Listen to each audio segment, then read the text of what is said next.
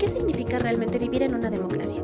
La respuesta más común suele ser, vivimos en democracia porque votamos. Pero, ¿es suficiente con tener elecciones periódicas para afirmar que un país es democrático?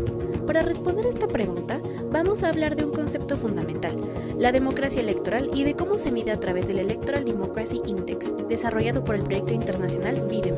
Este índice nos permite operacionalizar el concepto de democracia electoral, es decir, traducirlo en variables medibles que nos ayudan a analizar empíricamente qué tan democrática en términos electorales es una sociedad. ¿Qué es la democracia electoral? La democracia electoral o procedimental es un componente esencial de la democracia. Se basa en la idea de que una sociedad es democrática si las personas tienen el derecho a elegir a sus gobernantes mediante elecciones libres, limpias y competitivas, en las que exista sufragio universal y se respete el principio de una persona, un voto. Pero esta definición mínima exige más que solo votar. También implica que haya libertad de expresión, de asociación y de prensa, ya que sin estas condiciones no puede hablarse de una competencia electoral real. Por eso, el concepto de democracia electoral va más allá de las urnas, requiere un entorno que garantice que las elecciones sean auténticas, que la ciudadanía esté informada, que los partidos compitan en igualdad de condiciones y que se respeten los resultados. ¿Cómo se operacionaliza este concepto? El proyecto BIDEM, Variedades de Democracia, ha desarrollado uno de los índices más completos para medir la democracia electoral, el Electoral Democracy Index. Este índice no se basa en una sola variable, sino que integra 5 componentes clave. Sufragio limpio. Evalúa si las elecciones están libres de fraude, manipulación o coacción. Libertad de asociación. Mide si los ciudadanos pueden organizarse en partidos, sindicatos u otras organizaciones políticas sin interferencia o represión. Libertad de expresión.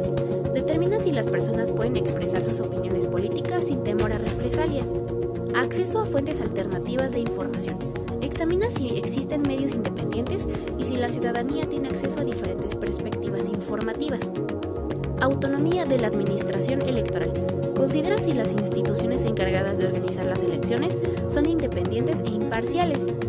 Estas dimensiones se traducen en variables observables, que se recopilan mediante evaluaciones expertas sistematizadas y procedimientos rigurosos de validación. Gracias a esta herramienta es posible comparar la calidad democrática entre países, identificar retrocesos o avances en distintos contextos y estudiar cómo evoluciona la democracia a lo largo del tiempo.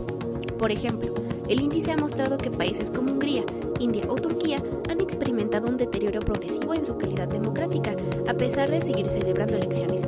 Esto se debe a que, aunque los comicios persisten, se han debilitado pilares fundamentales como la libertad de prensa, la autonomía electoral o la libertad de asociación. El valor del índice indica justamente en esto, en mostrar que una democracia electoral no se define solo por el acto de votar, sino por el entorno político y social que nos hace posible que ese voto sea libre, informado y significativo.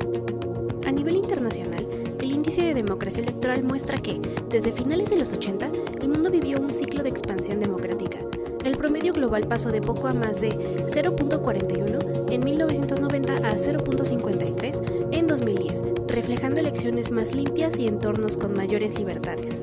Sin embargo, en la última década esta tendencia se ha frenado e incluso revertido, ya que en 2024 el promedio mundial bajó de nuevo alrededor de 0.49, lo que evidencia un retroceso democrático de casi 30 años, al presentar niveles similares a los de 1997.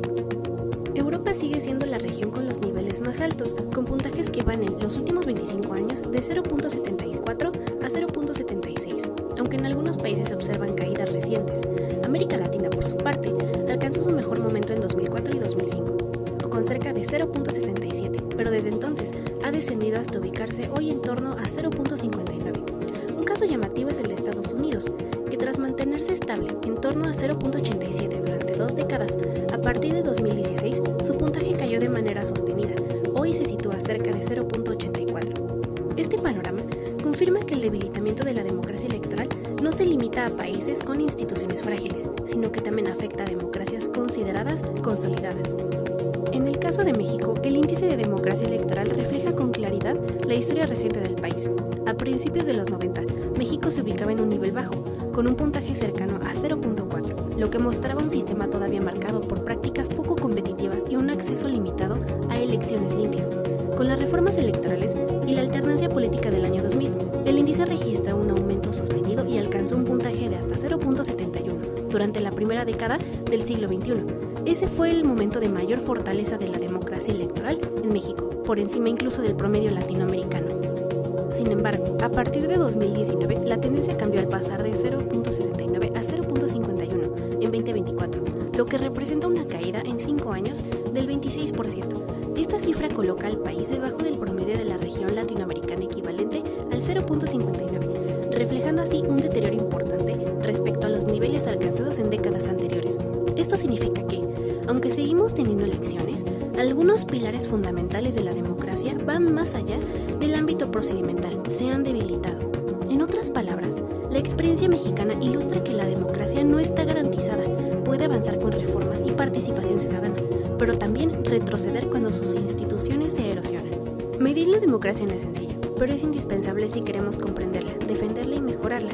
El caso del Índice de Democracia Electoral del BIDEM nos muestra que los conceptos políticos, cuando se operacionalizan adecuadamente, pueden convertirse en herramientas poderosas para el análisis empírico. En ciencia política, la teoría no está reñida con la realidad. La teoría nos permite ver mejor la realidad. Necesitamos teorías bien construidas y datos bien interpretados, porque al final no se trata solo de saber si hay elecciones, sino de saber qué tan democrática es realmente una democracia.